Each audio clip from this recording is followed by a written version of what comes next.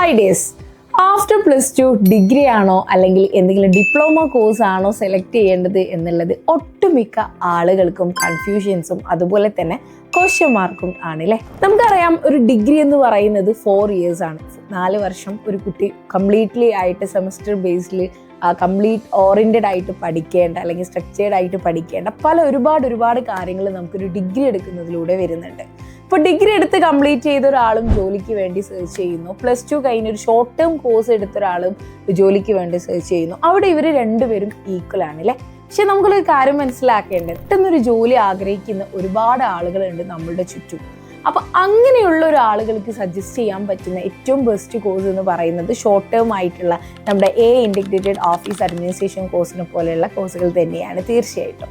So ഈ ഒരു കോഴ്സിൽ പഠിച്ച് നിങ്ങൾ ജോലി കിട്ടുന്ന സമയത്ത് ഇതിലൂടെ നിങ്ങൾക്ക് പല ബെനിഫിറ്റ്സുകളാണ് നിങ്ങൾക്ക് കിട്ടും. നിങ്ങളുടെ പേഴ്സണൽ നീഡാണെങ്കിൽ നിങ്ങൾക്ക് സാറ്റിസ്ഫൈ ചെയ്യാം.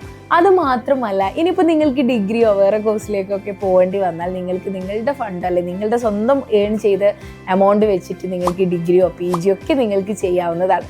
സോ ഇതിലൂടെ നിങ്ങളൊരു പാഠം നിങ്ങൾ പഠിക്കാൻ പോകുന്നുണ്ട് അല്ലേ. നമ്മൾ സെൽഫായിട്ട് നമ്മൾ ഏൺ ചെയ്ത് നമ്മൾ പല കാര്യങ്ങളും നമ്മുടെ പേഴ്സണൽ കാര്യങ്ങളിലേക്ക് നമ്മൾ ഇൻവെസ്റ്റ് ചെയ്യുക എന്ന് പറയുന്നത് അത് ഓരോ ആളുകൾക്കും ഉള്ളൊരു വലിയൊരു അച്ചീവ്മെൻറ്റ് തന്നെയായിരിക്കും. സോ എനിക്ക് പറയാനുള്ളത്, ഏറ്റവും നല്ലൊരു ഡിസിഷനാണ് ഇതുപോലുള്ള 3 മന്ത് ഇൻ്റഗ്രേറ്റഡ് ഓഫീസ് അഡ്മിനിസ്ട്രേഷൻ കോഴ്സിലൂടെ നിങ്ങൾക്ക് ജോയിൻ ചെയ്യാം.